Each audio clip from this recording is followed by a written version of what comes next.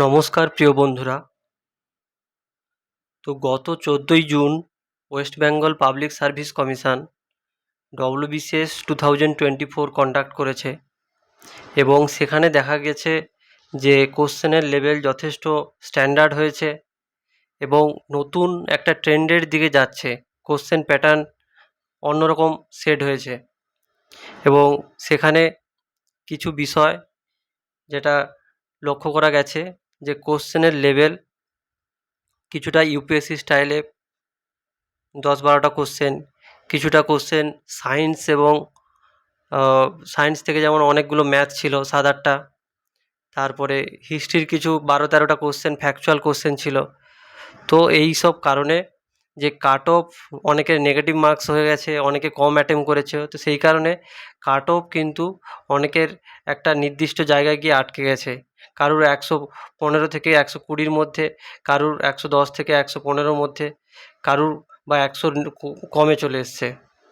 তো এক্ষেত্রে যেটা সবার কাছ থেকে মানে অনেক পরীক্ষার্থীর সাথে আমার কথা হয়েছে, তো যেটা কমন প্রবলেম সবাই জানাচ্ছে যে প্রচণ্ড অ্যাংজাইটির মধ্যে যাচ্ছে তারা এবং এর ফলে হচ্ছে যে লাস্ট যে 1 বছর 2 বছর যে লেভেলের প্রিপারেশান হচ্ছিল তাদের এবং সেই পারফরমেন্সটা কিন্তু তাদের ধীরে ধীরে ডাউন হয়ে গেছে এই জাস্ট এক্সামটা দেওয়ার পরে।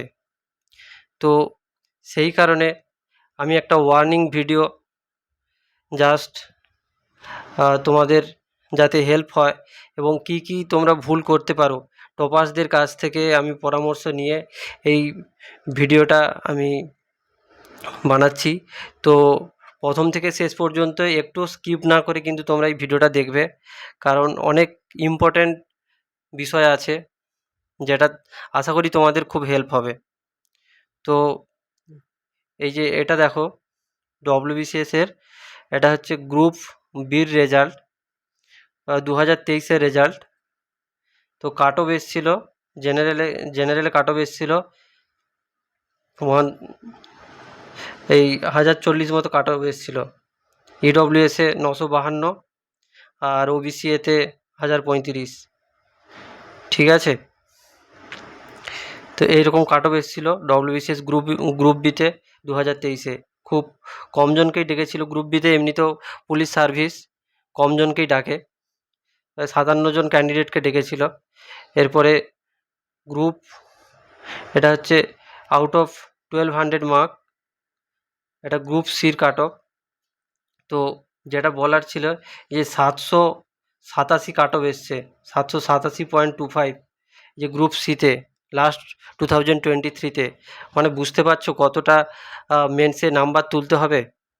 তবে এই 787.25 নাম্বার আসার পেছনে কিন্তু কয়েকটা কারণ আছে, যেটা হচ্ছে এই জিএস পেপার, আমাদের যে 6টা GS paper compulsory, Bangla, English এবং বাকি 4টে পেপার।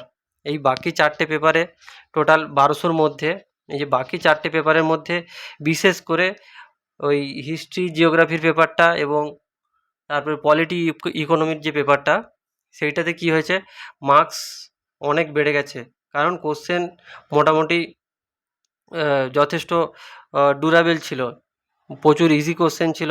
তো অনেকের মার্কস কিন্তু 150+ ছিল, 150+, এমনকি 160+ ছিল।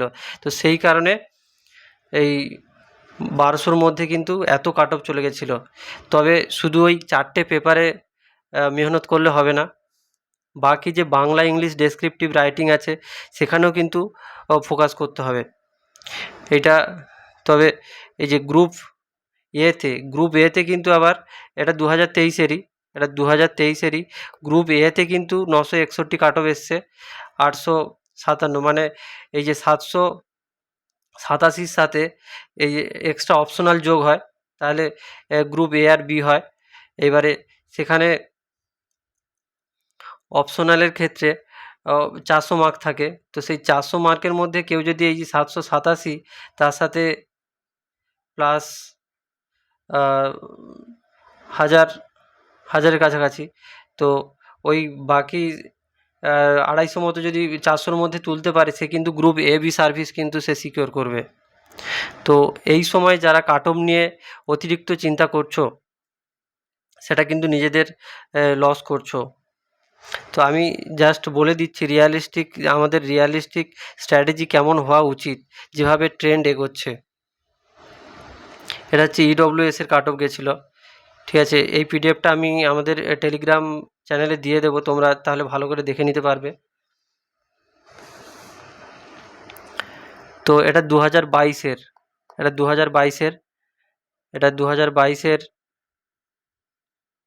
গ্রুপের কাট অফ ছিল 1003-এর কাছাকাছি। 2022-এ কিন্তু কোশ্চেন তুলনামূলক 2023-এর থেকে ইজি এসছিল মেন্সে, তো এরকম ছিল মার্কস।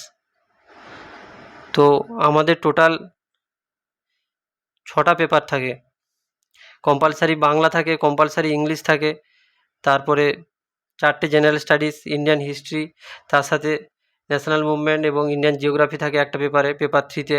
পেপার 4-এ থাকে সায়েন্স, সায়েন্টিফিক অ্যান্ড টেকনোলজিক্যাল, ওই বায়োটেকনোলজি থাকে, কিছু কারেন্ট অ্যাফেয়ার্স থাকে, এনভায়রনমেন্ট থাকে, জেনারেল নলেজ, কারেন্ট অ্যাফেয়ার্স থাকে, ঠিক আছে। তারপরে পেপার 4-এ constitution of India, Indian economy, ঠিক আছে। ইন্ডিয়ান কনস্টিটিউশন থেকে কিন্তু অনেক কোশ্চেন থাকে এবং ইকোনমি থেকে প্রচুর কোশ্চেন থাকে। আর এইটা হচ্ছে খুব ভাইটাল পেপার, সেটা হচ্ছে ম্যাথ আর জিআইয়ের পেপার, বিশেষ করে যারা আর্টস ব্যাকগ্রাউন্ডের স্টুডেন্ট।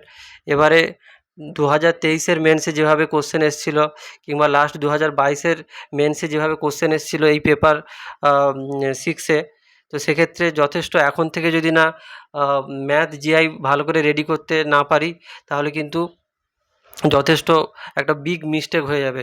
কারণ বিশেষ করে ডেসক্রিপটিভ বাংলা ইংলিশ, যদি তুমি গ্রুপ সি বা ডিতে র্যাঙ্ক আনতে চাও, তাহলে ডেসক্রিপটিভ বাংলা ইংলিশ এবং এই যে সায়েন্সের পেপারটা আর এই অ্যারিথমেটিক যে পেপারটা আছে, এই পেপার 6, এই দুটো পেপারে কিন্তু যথেষ্ট মেহনত করতে হবে, শিডিউল করে ভালো করে ডেসক্রিপটিভ রাইটিং করতে হবে এবং তার সাথে সাথে ম্যাথ জিআইটা রেগুলার প্র্যাকটিস করতে হবে।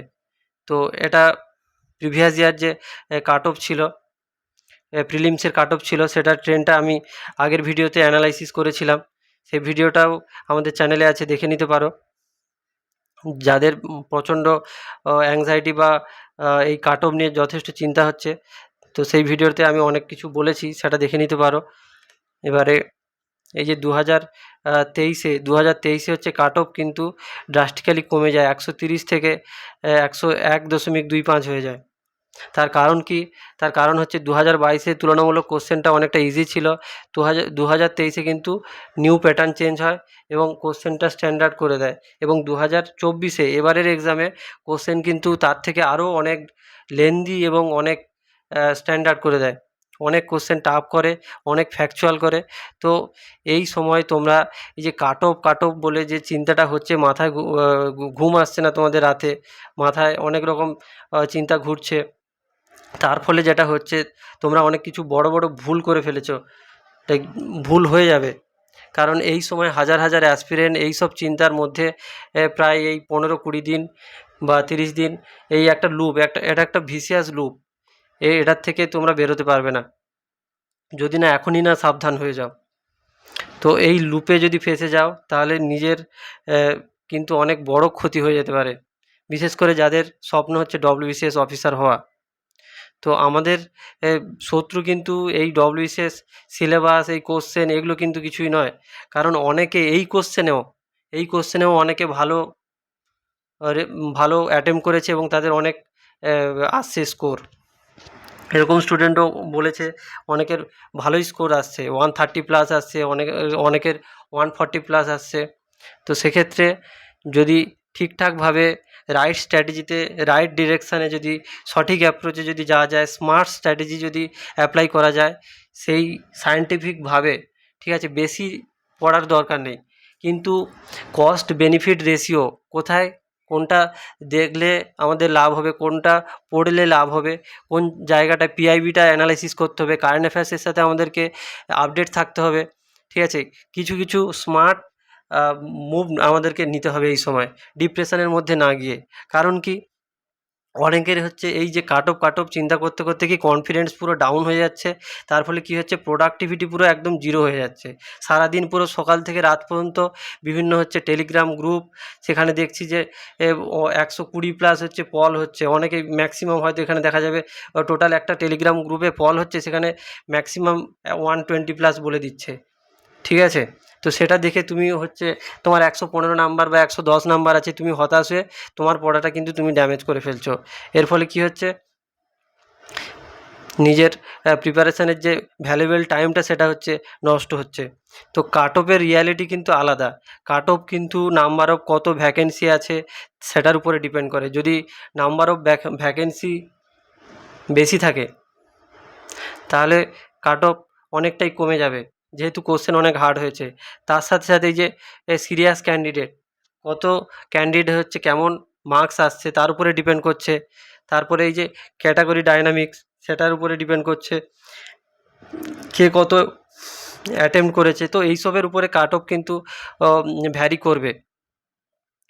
এবারে এক্সাম কিন্তু আপনাকে এলিমিনেট করার আগেই, এখন তো রেজাল্ট বেরোয়নি, ঠিক আছে?